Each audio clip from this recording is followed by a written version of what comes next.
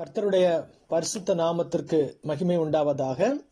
இந்த நாளின் தியானத்திற்காக நாம் தெரிந்து கொண்ட வேத பகுதி ஆதியாகமம் 26ஆம் அதிகாரம் 4வது வசனம் முதல் 11 வசனங்கள் முடிய நான் பார்த்து கொண்டு வருகிறபடி, ஆபிரகாமின் நாட்களிலே உண்டான பஞ்சத்தை அல்லாமல் ஈசாக்கின் நாட்களிலே ஒரு பெரிய பஞ்சம் வந்தது. அப்பொழுது ஈசாக்கு எகிப்து தேசத்துக்கு பிரயாணம் பண்ணி போகும் பொழுது ஆண்டவர் அவனிடத்துல, நீ எகிப்துக்கு போகாமல் நான் சொல்ற இடத்துல குடியிரு அப்படின்னு சொன்ன உடனே அவன் அதற்கு கீழ்ப்படிந்து அங்கே குடியிருக்கிறான். அப்பொழுது ஆண்டவர் அவனுக்கு தன் தகப்பனுக்கு கொடுத்த வாக்கு தத்தத்தை திரும்பவும் அவனுக்கு ஆண்டவர் ரினியூ பண்ணுகிறார், புதுப்பிக்கிறார். இந்த தேசத்தையும் எல்லாத்தையும் நான் அவனுக்கு தருவேன், உன் கூட இருப்பேன், உன் கூட இருந்து இந்த இட்ட ஆணை எல்லாவற்றையும் நான் நிறைவேற்றுவேன் அப்படின்னு சொல்லி வாக்கு தத்தம் கொடுக்கிறார். பிற்பாடு ஆண்டவர் ஆபிரகாமை ஏன் ஆசீர்வதித்தார் என்பதற்கான கொஞ்சம் காரணங்களை ஆண்டவர் சொல்லுகிறார். பிற்பாடு என்ன நடக்கிறது, ஈசாக்கு கேரார்ல குடியிருக்கிறார்கள். ரொம்ப நாள் குடியிருக்கும் பொழுது அந்த பக்கத்தில் உள்ள மனிதர்கள் எல்லாம் விசாரிக்கிறாங்க, யாரு இந்த ஈசாக்கு புதுசா வந்திருக்கான், இவன் கூட யாரோ ஒருத்தங்க இருக்காங்க, பொண்ணு இருக்காளே, அது யாரு அப்படின்னு கேட்கும் பொழுது அவன் சகோதரி என்று சொல்லி பொய் சொல்லுகிறார். இது பாத்தீங்கன்னா எப்படி ஆபிரகாம் பொய் சொன்னாரோ அதே பொய்யை ஈசாக்கும் சொல்லுகிறதை பார்க்க முடியும். அதே மாதிரி ரெபேக்கால் பார்வைக்கு அழகாக இருக்கிறதை பார்க்கலாம். அப்புறம் பாத்தீங்கன்னா கொஞ்ச நாள் தங்கின பிறகு நெடுநாள் தங்கி இருக்கும் போது பெலிஸ்தருடைய ராஜாவாகிய அந்த அபிமெலேக்கு ஜன்னல் வழியை பார்க்கிறார். பார்க்கும் பொழுது இவர்கள் விளையாடி கொண்டிருந்தார்கள் என்று சொல்லப்பட்டிருக்கிறது. விளையாடி கொண்டிருந்தார்கள். அப்படி இருக்கும் பொழுது அவனுக்கு தெரிஞ்சிச்சு, இவங்க கணவன் மனைவி, இவங்க சகோதரி சகோதரன் கிடையாது அப்படின்னு சொல்லி அப்போ கடிந்து கொள்ளுகிறார். இதுவும் இதே போலதான் நம்ம ஆபிரகாமையும் அபிமெலேக்கு இன்னொரு அபிமெலேக்கு கடிந்து கொண்டதை நம்ம ஏற்கனவே நம்ம பார்த்திருக்கிறோம். புறஜாதிகள் மத்தியில சாட்சியை இழந்த ஒரு தருணமாக இது காணப்படுகிறது. அப்புறம் பார்க்கும் பொழுது அவனே என்ன சொல்றான், நீ இங்க ஓகே நீ குடியிருன்னு சொல்லிட்டு எல்லா ஜனங்களுக்கு என்ன சொல்றான், இந்த மனுஷனையாகலும் அவனோட மனைவியாகலும் தொடவே கூடாது, யாராவது அவனுக்கு ஏதாவது டிஸ்டர்ப் பண்ணீங்க, அவனை தொட்டீங்கன்னா அவன் யாரா இருந்தாலும் கொலை செய்யப்பட கடவன் அப்படின்னு சொல்லிட்டு ஒரு பெரிய ஆணையை போட்டுட்டு அந்த ராஜா அபிமெலேக்கு போறதை நம்ம பார்க்க முடியும். சரி, இந்த பகுதியிலிருந்து நம்ம கற்றுக்கொள்ளுகிற காரியம் என்ன? முதல்ல பாத்தீங்கன்னா ஒரு கேள்வி கேட்டிருந்தோம். வசனம் 4 சொல்லப்பட்ட ஆபிரகாமின் நற்குணங்கள் என்ன அப்படின்னு சொல்லி ஒரு கேள்வி கேட்டிருந்தோம். இப்ப 4ஆம் வசனத்துல பார்க்கும் பொழுது முதல்ல என்ன குவாலிட்டி அவர்கிட்ட இருந்துச்சு, ஆபிரகாம் என் சொல்லுக்கு கீழ்ப்படிந்து, ஆண்டவருடைய வார்த்தைக்கு கீழ்ப்படுகிற ஒரு காரியம் அவனிடத்துல காணப்பட்டது. நிறைய பேர் பாத்தீங்கன்னா ஆண்டவருடைய வார்த்தை கீழ்ப்படியாம போனதுனால அவங்களுடைய ஆசீர்வாதங்களை இழந்திருக்கிறார்கள் என்பது நம்ம வேதத்திலே நம்ம அநேக இடத்துல பார்க்கிறோம். சவுலுடைய வாழ்க்கையில அவன் ராஜாவாகினாரு, ஆனா ஆண்டவர் சொன்னது கீழ்ப்படியாததுனால அவனுடைய ராஜரீகம் போய்விட்டது, அவனுடைய ராஜ பதவி போய் அவன் கொலை செய்யப்பட்டான்னு சொல்லி பார்க்கலாம். இது மாதிரி நிறைய எடுத்துக்காட்டுகளை நம்ம பார்க்க முடியும். அப்போ கீழ்ப்படிதல் என்பது ரொம்ப முக்கியமான ஒண்ணு. நம்ம வசனத்தை கேட்கிறவர்களாக மட்டுமல்லாமல் அதன்படி செய்கிறவர்களாகவும் இருக்க வேண்டும் என்று சொல்லி சத்திய வசனம் நமக்கு போதிக்கிறது. அதனால நம்ம இந்த நேரத்தில் யோசிக்க வேண்டியது, ஆண்டவருடைய வார்த்தைக்கு நான் கீழ்ப்படுகிறேனா? வசனத்தை வாசிச்சு அதுக்கு கீழ்ப்படுகிறதா ரொம்ப முக்கியம். அதை கீழ்ப்படியாம விட்டுட்டோம்னா அதனால நமக்கு எந்த பிரயோஜனமும் கிடையாது. வெறும் மூல அறிவு இருந்துச்சுன்னா அது நமக்கு இருமாப்பை தான் உண்டாக்கும். அது ஒரு இருமாப்பு, எனக்கு எல்லாம் தெரியுன்ற ஒரு அகந்தையை தான் உருவாக்குமே தவிர அதனால நமக்கு ஆவிக்குரிய வாழ்க்கைக்கோ நம்முடைய வாழ்க்கைக்கோ எந்த பிரயோஜனமும் கிடையாது. ஆனா நம்ம ஒரு வசனம் படிச்சாலும் அந்த வசனத்துக்கு நம்ம கீழ்ப்படியும் பொழுது அது நமக்கு ஆசீர்வாதத்தை கொண்டு வருகிறதாக இருக்கிறது. அப்படி பாத்தீங்கன்னா அடுத்து என் விதிகளையும் என்று சொல்லி தமிழ்ல சொல்லப்பட்டிருக்கிறது. ஆங்கிலத்துல பாத்தீங்கன்னா கெப்ட் மை சார்ஜ் அப்படின்னு சொல்லப்பட்டிருக்கிறது. சார்ஜ் அதுக்கு ஒரு பொருத்தமான ஒரு அர்த்தம் என்னன்னா பொறுப்பு, சார்ஜ். இப்ப சார்ஜ் டியூட்டி அப்படின்னு சொல்லுவாங்க, சார்ஜ் ஒரு பொறுப்பு. அப்போ நான் கொடுத்த பொறுப்பை ஆபிரகாம் நிறைவேற்றினார் அப்படின்னு சொல்லி பார்க்கலாம். ஆண்டவர் இன்னைக்கு நமக்கு கொடுத்திருக்கிற பொறுப்பை நம்ம நிறைவேற்றுகிறோமா? நம்முடைய குடும்பத்துல ஒரு தகப்பனா இருந்து, ஒரு தாயாக இருந்து, இல்ல ஒரு பிள்ளையாக இருந்து, இல்லைன்னா வேலை ஸ்தலத்துல நம்ம கொடுக்கப்பட்ட ஒரு பொறுப்பு, வேலையை நம்ம பொறுப்பாக கரெக்டா செய்யறோமா? அது ரொம்ப முக்கியமான ஒரு காரியமாக இருக்கிறது. அப்புறம் என் கற்பனைகளையும் என் நியமங்களையும் கற்பனைன்னு சொன்னோன்னே நமக்கு ஈஸியா புரிஞ்சிடும். 10 கற்பனைகள், அது வந்து கமாண்ட்மெண்ட்ஸ், சட்டங்கள். இப்படி செய்யணும், இப்படி செய்யக்கூடாது, இதை செய்யணும், இதை செய்யக்கூடாது. அந்த மாதிரி ஆண்டவர் கொடுத்த எல்லா சட்டங்களுக்கு, கற்பனைகளுக்கும் அவர் கீழ்ப்படிந்தார். அப்புறம் பாத்தீங்கன்னா என் நியமங்கள் அப்படின்னு சொல்லப்பட்டிருக்கிறது. ஆங்கிலத்தில் பாத்தீங்கன்னா ஸ்டேட்டஸ் அப்படின்னு சொல்லப்பட்டிருக்கு. ஸ்டேட்டஸ்னா ஒரு நிலை, ஒரு ஆண்டவர் நமக்கு வைத்திருக்கிற ஒரு நிலை. அதாவது ஒரு கிறிஸ்தவர்களாக நாம வந்து பாவத்துல இருந்தோம், அசுத்தத்துல இருந்தோம். ஆண்டவராக இயேசு கிறிஸ்து தன்னுடைய ரத்தத்தினால நம்மை கழுவி மன்னித்து உன்னதங்களிலே அவரோடு கூட ஒரு உன்னதமான நிலைமையில நம்மளை வைத்திருக்கிறார். அப்படின்னா நம்முடைய வாழ்க்கையில அது தெரியணும். நம்முடைய வாழ்க்கையில இவங்க ஒரு உயர்ந்த ஒரு குணம் படைத்தவர்கள், அல்லது இவங்க வாழ்க்கை முறையே ஒரு உயர்ந்த தன்மை உள்ளது அப்படின்னு சொல்லிட்டு மற்றவங்க அறிகிற அளவுக்கு நம்முடைய வாழ்க்கை இருக்கிறதா, உன்னோட ஸ்டேட்டஸ் எப்படி இருக்கு, பண்ணிய மாதிரி சேத்துல விழுந்து உருண்டுட்டு இருக்கிறோமா, இல்ல வந்து நல்ல ஒரு சுத்தமான ஒரு இடத்துல நம்ம உட்கார்ந்து இருக்கிறோமா அப்படின்னு சொல்லி யோசிக்க வேண்டும். அந்த ஸ்டேட்டஸை நம்ம விட்டு கொடுக்க கூடாது. நம்ம ஆண்டவர் எங்க வச்சிருக்காரோ அதுக்கேற்றபடி நடக்க வேண்டும். பவுல் எழுதுறாரு, அநேகர் வேறு விதமாய் நடக்கிறார்கள் அப்படின்னு எழுதுறாரு. நிறைய பேர் பாத்தீங்கன்னா இந்த ஸ்டேட்டஸ்ல இருக்கிறதுக்கு பிடிக்காம இது கொஞ்சம் கஷ்டமா இருக்கு, இதை செய்யக்கூடாது அதை செய்யக்கூடாதுன்றாங்க அப்படின்னு சொல்லிட்டு வேறு விதமா தங்களுக்கு ஏற்றபடி எப்படி வேணா வாழலாம், அப்புறம் வந்து ப்ரே பண்ணிக்கலாம், எல்லாம் பண்ணிக்கலாம் அப்படின்னு சொல்லி ஒரு காம்ப்ரமைஸ் பண்ண கூடிய ஒரு சூழ்நிலை இன்றைக்கு நான் அநேக இடத்துல நம்ம பார்க்க முடியும். ஆனா ஆண்டோடைய பிள்ளைகளாகிய நமக்கு ஆண்டவர் சொல்றது நோ காம்ப்ரமைஸ். உனக்கு என்ன ஸ்டேட்டஸ்ல ஆண்டவர் வச்சிருக்காரோ உன்னோட வாழ்க்கை வந்து இப்படி குவாலிட்டியா இருக்கணும், இது வந்து ஒரு கிறிஸ்தவனா இப்படி இருக்கணும், ஒரு பரிசுத்தமான ஒரு வாழ்க்கை அப்படின்னு வச்சிருக்க அந்த ஸ்டேட்டஸை நம்ம ஒருபோதும் விடக்கூடாது. அப்புறம் பாத்தீங்கன்னா நியமங்களையும் என் பிரமாணங்களையும் கை கொண்டபடியினால், பிரமாணங்களுக்கு ஆங்கிலத்தில் பாத்தீங்கன்னா மை லாஸ் அப்படின்னு சொல்லப்பட்ட லான்னா விதிகள்.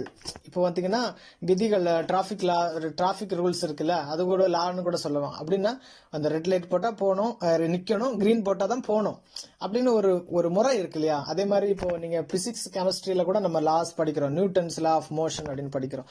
அப்படின்னா ஒரு லா அண்ட் ஆர்டர், ஒரு காரியத்தை இப்படிதான் செய்யணும்னு சொல்லி ஒரு ஆர்டர் இருக்கு. இப்ப பாத்தீங்கன்னா ஆண்டவர் வந்து ஆசாரிய ஊழியத்தை கொடுக்கும் பொழுது ஆரோனுடைய பிள்ளைகள் என்ன பண்ணாங்க, புத்திரர்கள் அந்நிய அக்னியை கொண்டு வந்தாங்க, அதனால அவங்க அழிஞ்சு போயிட்டாங்க. அப்போ ஆசாரிய ஊழியம் செய்யும் பொழுது, இல்லைன்னா தூபம் காட்டும் பொழுது, கர்த்தருடைய ஊழியத்தை செய்யும் பொழுது இப்படிதான் செய்யணும்னு சொல்லி ஒரு ஆண்டவர் ஒரு நியமத்தை கொடுக்கிறார். அந்த மோசேக்கு ஆண்டவர் சொல்லும் பொழுது என்ன சொல்றாரு, நீ மலையில நான் உனக்கு எதை காமிச்சனோ அப்படியே தான் நீ ஆசரிப்பு கூடத்தை செய்யணும், அதை விட்டு நீ கொஞ்சம் அப்படி இப்படி போகாம ஜாக்கிரதையா இரு.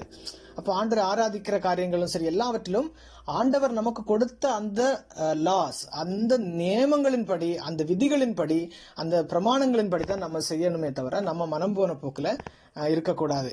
இப்ப பாருங்க, நம்ம வந்து சில நேரம் யோசிப்போம், ஆபிரகாமுக்கு மட்டும் ஆண்டவர் வந்து அவ்வளவு ஆசீர்வாதம் கொடுத்தாரு அப்படின்னா அவர் சும்மா கொடுக்கல. அதாவது ரட்சிப்பு வந்து இலவசம். ஆண்டவரை ஏற்றுக்கொண்டு நம்ம பாவங்களை அறிக்கையிடும் பொழுது ஆண்டவர் நம்மளை மன்னித்து நம்மளை ரட்சித்து அவருடைய பிள்ளையா மாத்துறாரு, அது இலவசம்.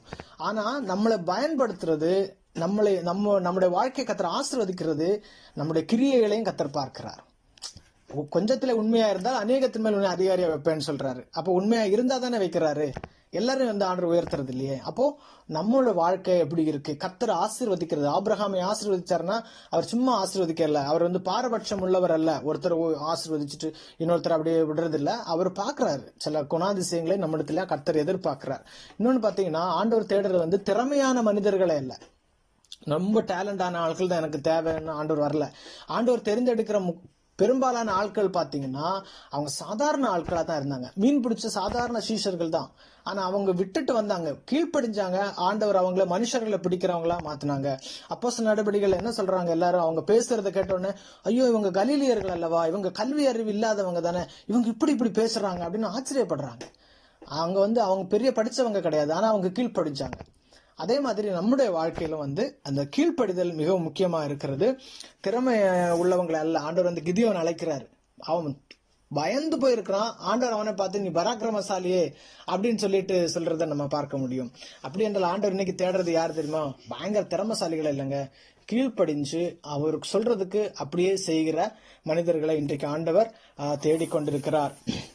அப்படியே பார்க்கும் பொழுது திரும்ப என்ன பண்றாங்க, ஆண்டவர் வந்து அங்கே அதே வாக்கு தத்தத்தை திரும்பவும் ஈசாக்குக்கு அதை உறுதிப்படுத்தி சொல்லிவிட்டு போகிறார். அப்போது ஈசாக்கு வந்து அங்கே கேரார்லே குடியிருக்கிறான்னு சொல்லி பார்க்கலாம். இரண்டாவது என்ன கேள்வி கேட்டிருந்தோம், ஈசாக்கின் கீழ்ப்படிதலை விளக்குக அப்படின்னு சொல்லிட்டு கேட்டிருந்தோம். ஒருவேளை ஆண்டவர் சொன்ன உடனே அங்க கேரார்ல அவர் குடியிருந்துட்டாரு. ஒண்ணு என்னன்னா, ஈசாக்குடைய திட்டத்தை மாத்திட்டாரு. ஈசாக்குடைய ஆசை விருப்பம் என்னது, எகிப்துக்கு போக வேண்டும் என்று சொல்லி. ஆண்டவர் வந்து கேரார்ல குடியிருக்க சொன்னோடனே அங்க இருந்துட்டாரு. இன்னைக்கு நம்முடைய ஆசை விருப்பங்களை ஆண்டவருடைய திட்டங்களுக்காக நம்ம மாற்றுகிறோமா, இல்ல நம்முடைய திட்டங்களுக்காக ஆண்டவருடைய கட்டளைகளை மாத்துறோமா? அநேக நேரங்களில் நம்முடைய விருப்பங்களை நிறைவேற்றுவதற்காக ஆண்டவர் கொடுக்கிற காரியங்களை நம்ம மாற்றுகிறவர்களாக இருக்கிறோம். ஆனா இன்னைக்கு இங்க பாருங்க, ஈசாக்கு ஆண்டவர் சொன்ன உடனே தன்னுடைய ஆசை விருப்பத்தை மாத்தி வச்சுட்டு அங்கே குடியிருக்கிறார். இரண்டாவது பாத்தீங்கன்னா, அங்க ஆபத்து இருக்குன்னு சொல்லி அவருக்கு தெரியும், அவருக்கு அதை குறித்து பயம் இருக்கு. அப்படி பயம் இருந்த போதும் அவர் கீழ்ப்படிந்தார். அது ரொம்ப முக்கியமான ஒரு விஷயம்.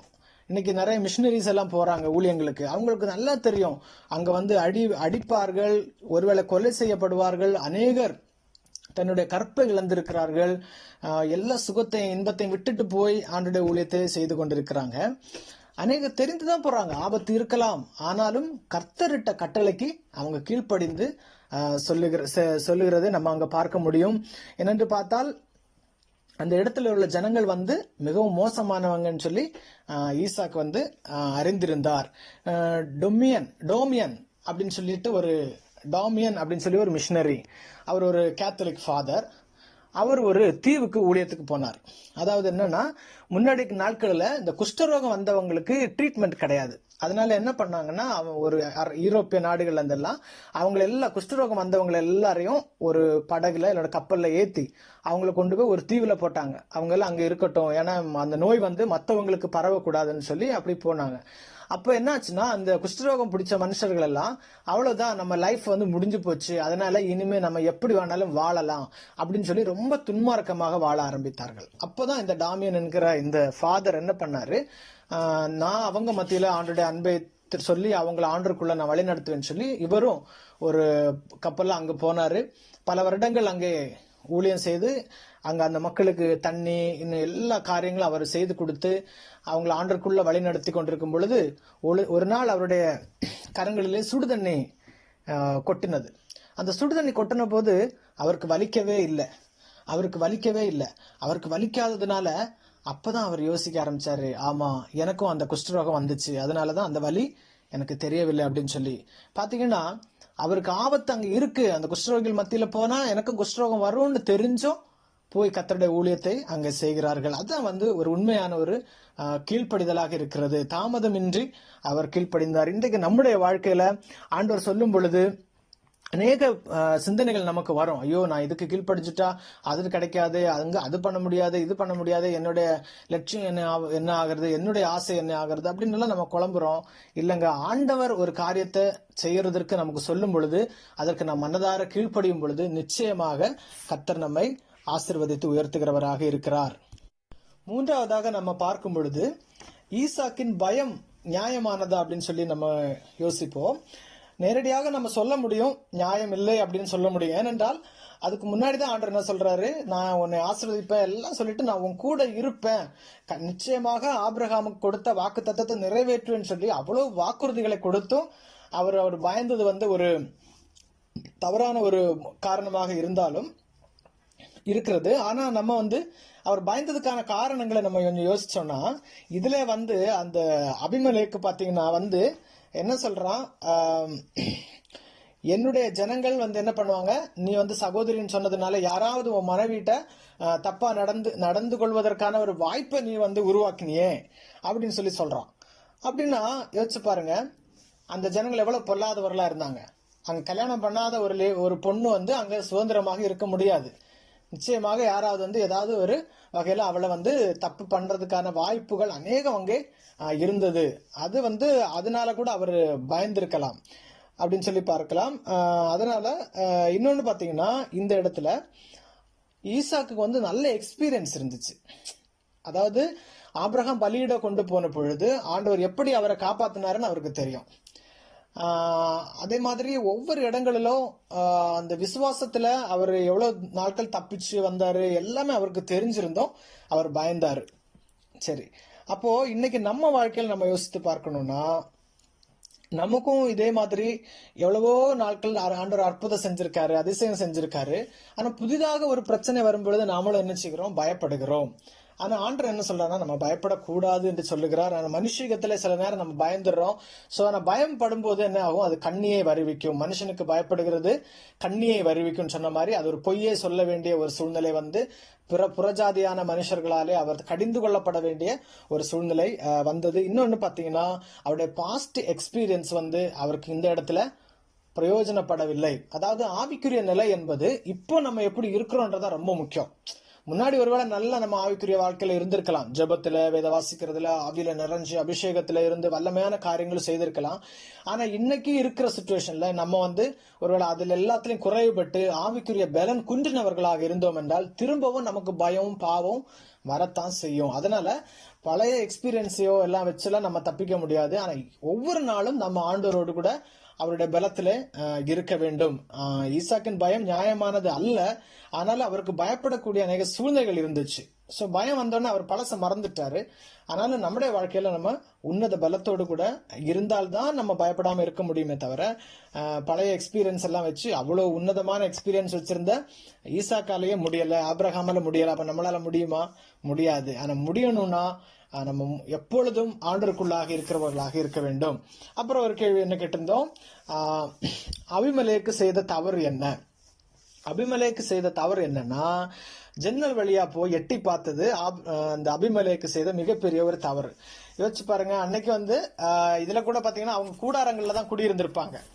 இன்னைக்கு இருக்க மாதிரி பெரிய காம்பவுண்டோ ஒரு கேட்டு அதெல்லாம் ஒன்னும் இருந்திருக்காது. உண்மையாகவே ஈசாக்கு ஒரு பாதுகாப்பு இல்லாத சூழ்நிலையில தான் அவர் இருந்தாரு. அப்போ ஒரு ஆள் வந்து ஜன்னல் வழியா எட்டி பாக்குற அளவுக்கு தான் அவருடைய கூடாரம் எல்லாம் இருக்கிறது. யோசிச்சு பாருங்க, ஒரு ராஜா இன்னொரு வீட்டுல போய் ஜன்னல் வழியா எட்டி பாக்குறான்னா அவர் எந்த அளவுக்கு ஒரு மோசமான ஒரு புத்தி அவருக்கு இருந்திருக்கணும் இல்லையா? அது வந்து இன்னைக்கு யாராவது அப்படி போய் எட்டி பார்த்து யாரும் சும்மா விட மாட்டாங்க. சோ அதுதான் அவர் பண்ண ஒரு மிகப்பெரிய ஒரு தவறாக இருக்கிறது. எட்டி பார்க்கும் போது அவங்க விளையாடி கொண்டிருந்தார்கள் அப்படின்னு சொல்லப்பட்டிருக்கிறது. அதோடைய அர்த்தம் என்னன்னா, என்டியர்மெண்ட் அப்படின்னு சொன்னா அன்பு அல்லது பாசத்தை வெளிப்படுத்தும் ஒரு செயல். அவங்களுக்கு அன்பு காட்டுறது அல்லது அவங்கள கவனிக்கிறது. அப்படிப்பட்ட ஒரு காரியத்தை அவன் பார்த்தான். அப்போ அவனுக்கு புரிஞ்சிச்சு இவங்க வந்து கணவன் மனைவி என்று சொல்லி அவங்க புரிந்து கொண்டதை பார்க்க முடியும். அதே மாதிரி நீண்ட நாளாக அங்க குடியிருந்தாங்க ஈசாக்கும் ரெபேக்காவும். அப்போ வந்து கண்டிப்பா எல்லாருக்கும் டவுட் வந்திருக்கும், இவன் வந்து சகோதரின்னு சொல்றான், ஆனா இவங்களோட நடவடிக்கையை பார்த்தா அப்படி தெரியல. அப்படி ஒரு சந்தேகத்துல கூட வந்து இந்த அபிமெலேக்கு எட்டி பார்த்திருக்கலாம். ஆனா அவன் முதல்ல கேட்டு இருந்திருக்கலாம். அதெல்லாம் சந்தேகம் இருந்தா எட்டி பார்க்க வேண்டிய அவசியம் கிடையாது. சரி, அப்போ இந்த இடத்துல நம்ம யோசிக்கலாம், சரி எட்டி பார்த்ததுனால என்ன ஆக போகுது அப்படின்னு சொன்னா, இதுல இருந்து நம்ம என்ன கற்றுக்கொள்கிறோம் அப்படின்னு சொன்னா, யோபு புஸ்தகத்துல நீங்க வாசிச்சீங்கன்னா, யோபு வந்து 31ஆம் அதிகாரம் 8வது வசனத்திலிருந்து பாத்தீங்கன்னா 9ஆம் வசனத்திலிருந்து பாத்தீங்கன்னா, என் மனம் யாதொரு ஸ்திரீயின் மேல் மயங்கி அயலானுடைய வாசலை நான் எட்டி பார்த்தது உண்டானால் அப்பொழுது என் மனைவி வேறொருவனுக்கு மாவரைப்பாளாக, வேற்று மனிதர் அவள் மேல் சாய்வார்களாக, அது தோஷம், அது நியாயாதிபதிகளால் விசாரிக்கப்படும் அக்கிரமமாமே, அது பாதாள பரியந்தம் பட்சிக்கும் அக்கினியாய் என் சம்பத்தை எல்லாம் நிர்மூலமாக்கும். 9-12 வரைக்கும் நம்ம பாசிச்சோம். அப்போ இன்னொருத்தன் வாசலை எட்டி பார்த்தா எவ்வளவு பெரிய பனிஷ்மெண்ட். யோபு என்ன சொல்றாரு, என் பொண்டாட்டி இன்னொரு வீட்டுல போய் மாவரைப்பாளாக, அது பெரிய தோஷம், நியாயாதிபதிகளால விசாரிக்கப்படக்கூடிய அளவுக்கு ஒரு பெரிய தப்பு. அவ்வளவு பெரிய தப்பை இந்த அபிமெலேக்கு பண்ணியிருக்காரு. சோ இன்னைக்கு நம்முடைய வாழ்க்கையில நம்ம ஒரு தெருவில் நடந்து போறோம், வீடு வாசல்கள் திறந்திருக்கும் போது நம்ம அவங்க வீட்டை நம்ம இப்படி பாக்குறோமா, யார் உட்கார்ந்துருக்கா அப்படின்னு பாக்குறோமா, இல்ல நம்ம கேஷுவலா நம்ம பாட்டுக்கு நடந்து போறோமா? நம்முடைய பார்வைகளை நம்ம சரி பண்ண வேண்டும். உன் கண் நேராய் நோக்க கடவுதுன்னு வேதவசனம் சொல்லுகிறது. நம்ம வந்து பாவத்தை விட்டு ஓயாத இந்த அலைகிற கண்ணா இருக்கக்கூடாது, அப்படியே அலைஞ்சிட்டு இருக்கக்கூடாது. நம்முடைய கண்ணை நம்ம கண்ட்ரோல் பண்ணணும். அதுக்கு பரிசுத்த ஆவியானவர் நமக்கு உதவி செய்வார். நம்ம மனம் போன போக்கிலபடி இருக்கிறவர்களாக இருக்கக்கூடாது. இன்னொரு எக்ஸாம்பிள் பாத்தீங்கன்னா, யோவான் ஸ்நானகன் என்ன சொல்லுவாரு, இந்த ஏரோது தவறு செய்யறாரு இல்லையா, தன் மனைவி சகோதரனுடைய மனைவியை அபகரித்துக் கொள்ளும் பொழுது யோவான் ஸ்நானகன் சொல்றாரு, நீ பண்ண தப்பு அப்படின்னு சொல்றாரு. அதனால யோவான் ஸ்நானனுடைய தலை வெட்டப்பட்டது. நான் கூட அந்த பகுதியை வாசிக்கும் பொழுது நான் யோசிச்சிருக்கேன், எதுக்கு இந்த யோவான் ஸ்நானகனுக்கு தேவையில்லாத வேலை, அவர் உண்டு அவர் வேலை உண்டுன்னு இருக்க வேண்டியதானே, இவர் போய் அதை சொல்ல போனதுனால தானே அவர் தலையை போச்சு அப்படின்னு சொல்லிட்டு. ஆனா அதுல இருந்து நம்ம கற்றுக்கொள்ளுகிற காரியம் என்னன்னா, எப்ப ஒரு ராஜா தப்பு பண்றாரோ அப்ப நல்லா தெரிஞ்சுக்கணும், அவனுடைய கீழே இருக்க எல்லாருமே தப்பு பண்ணிடுறாங்க. ராஜாவே செஞ்சுட்டாரு, அப்போ ஒரு ராஜா இடர்னால் எல்லாரும் இடறதுக்கான வாய்ப்பு இருக்கு. அதனாலதான் அங்க யோவான் ஸ்நானகன் அவரை கடிந்து கொண்டார் என்பதுதான் ரொம்ப முக்கியமான ஒரு காரியமாக இருக்கிறது. அதே மாதிரி இதுதான் இந்த அபிமெலேக்கு செய்த தப்பு என்னன்னா, அந்த எட்டி பார்த்த தப்பு. இதுல நம்மளும் மற்றவங்களை எதிர்ப்பாளரே நம்ம எட்டி பார்க்காம நேரா பார்க்கறதுக்கு நமக்கு ஆண்டவர் உதவி செய்வாராக. அப்புறம் பார்க்கும் பொழுது இங்க என்ன பண்றாங்க, அவனே யார் அவனை திட்டுனானோ அவனே இவங்களுக்கு பாதுகாப்பை கொடுக்கிற ஒரு காரியத்தை நம்ம பார்க்க முடியும். இது நடந்த சம்பவம் பீகார்ல ஒரு பெரிய மேளா நடக்கும் பொழுது ஒரு 3 பேர் ஒரு ஓரமா நின்று சுவிசேஷத்தை பிரசங்கம் பண்ணிட்டு இருந்தாங்களாம்.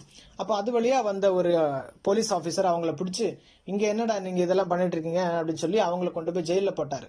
ஜெயில போட்டு அவர் போயிட்டாரு. உடனே இவங்க கையில அந்த டோலக் இருந்துச்சான், அந்த டோலக்கை வச்சு பாட்டு பாட ஆரம்பிச்சாங்க. பாட்டு பாட ஆரம்பிச்சோன்னா அங்க இருந்த போலீஸ் எல்லாருமே ஒரே டான்ஸ். ஏன்னா அந்த டோலக்கு அந்த மியூசிக் அவங்களுக்கு எல்லாருக்கும் ரொம்ப பிடிக்குமா. அப்போ எல்லாரும் என்ன பண்ணாங்களா, திடீர்னு ஒரு போலீஸ்காரன் சொன்னாங்களா, இவங்க சாதாரண ஆட்கள் கிடையாது, இவங்க எல்லாம் மகாத்மாக்கள். அப்போ அவங்களுக்கு நல்ல நம்ம சாப்பாடெல்லாம் கொடுக்கணும்னு சொல்லி அவங்களுக்கு தேவையான சாப்பாடெல்லாம் கொடுத்து அவங்கள நல்லா அழகா தங்க வச்சுட்டு, காலையில எழும்பின உடனே ஒரு போலீஸ்காரன் சொல்லியிருக்காரு, மகாத்மாக்கள் காலையில எழும்புனா குளிப்பாங்க, குளிச்ச விட்டு அவங்களுக்கு டிஃபன் எல்லாம் கொடுக்கணும்னு சொல்லி அவங்கள குளிப்பாட்டுறதுக்கான எல்லா ஏற்பாடும் கொடுத்து அவங்களுக்கு சாப்பாடெல்லாம் கொடுத்து அவங்கள ரிலீஸ் பண்ணி விட்டாங்க. அந்த முதல்ல அந்த போலீஸ்காரர் பிடிக்கும் போதே இந்த ஆட்கள் என்ன சொன்னாங்களாம், நீங்க உள்ள போட்டாலும் எங்க ஆண்டவர் எங்களை விடுதலை ஆக்குவார் அப்படின்னு சொன்னாரு. அப்புறம் இவங்க திரும்பவும் போய் அதே இடத்துல நின்று சுவிசேஷத்தை அறிவிச்சிட்டு இருக்கும்போது அடுத்த நாள் திரும்ப அதே ஆபீசர் அது வழியா வரும்போது பார்த்துட்டு ரொம்ப ஆச்சரியப்பட்டாரு, என்னடா இது, இவனோட நேரத்துக்கு இவங்களை பிடிக்கும் போதே இவனை சொன்னாங்க, நீங்க என்ன பிடிச்சி உள்ள போட்டாலும் எங்க ஆண்டவர் வெளியே கொண்டு வருவாருன்னு சொன்ன மாதிரியே வந்துட்டாங்க. அப்ப இவங்க ஆண்டவர் ஏதோ வல்லமை உள்ள ஆண்டவர் போல இருக்கு அப்படின்னு சொல்லி ஒரு 4-5 போலீஸ்காரங்களை அவங்களுக்கு பாதுகாப்புக்கு போட்டு அவங்க எத்தனை நாள் வேணாலும் அந்த ஊழியத்தை செய்யட்டும், யாரும் தடை பண்ணக்கூடாதுன்னு சொல்லிட்டு போனாரா. இது நடந்த ஒரு சம்பவம். அதே மாதிரிதான் இங்க பாருங்க, ஈசாக்குக்கு யாரு அவங்கள திட்டுனாங்களோ, யாரை பார்த்து பயந்துட்டு இருந்தாரோ ஈசாக்கு, அவங்க மூலமாவே ஒரு பாதுகாப்பு கிடைக்கிறது. அது போல இன்னொன்று இதுல நம்ம கற்றுக்கொள்ற காரியம் என்னன்னா, தன் தகப்பனாருடைய ஆசீர்வாதம் ஈசாக்கு வந்ததை நம்ம பார்க்கலாம். இன்னைக்கு நம்ம யாருக்கு ஆசீர்வாதத்தை, நம்முடைய பிள்ளைகளுக்கு என்ன ஆசீர்வாதத்தை நம்ம வைத்து போகிறோம். சங்கீதத்துல வாசிக்கிறோம்ல, தாவீது என்ன சொல்றாரு, நான் இளவயது உள்ளவனா இருந்தேன், முதிர் வயது உள்ளவனும் ஆனேன், நான் நீதிமான் கைவிடப்பட்டதையும் அவனுடைய பிள்ளைகள் அப்பத்துக்கு இறந்து தெரிந்ததையும் நான் பார்க்கவில்லை அப்படின்னு சொல்றாரு. இன்னைக்கு நம்ம நீதிமானாக ஆண்டவருக்குள்ள இருக்கும் பொழுது நம்முடைய ஜெனரேஷன் ஆசீர்வதிக்கப்படும். ஈசாக் பாத்தீங்கன்னா ஆபிரகாம் மூலமாக ஈசாக்கு மூலமாக யாக்கோபு, அப்படி அந்த சன்னதி ஆசீர்வதிக்கப்பட்டது. அதே மாதிரி தாவீது செய்த காரியங்கள் நிமித்தமாக ஆண்டவர் என்ன பண்ணாரு, உன்னுடைய ஜெனரேஷன்ல அந்த ஒரு ராஜா இல்லாமல் போக மாட்டார் அப்படின்னு சொல்லிட்டு கடைசியில இயேசு ராஜா அங்க நித்திய காலமும் அவர் ராஜாவாக இருக்கிறதை பார்க்கலாம். அதனால நம்முடைய வாழ்க்கையில நம்ம என்ன செய்யறோமோ அதை பொறுத்து நம்முடைய பிள்ளைகளுக்கு ஆசீர்வாதம் உண்டு. அதனால நம்ம ஆண்டவருக்கு பிரியமானபடி வாழ்வோம். நிச்சயமாக கர்த்தர் நம்மை ஆசீர்வதிப்பாராக. ஆமென்.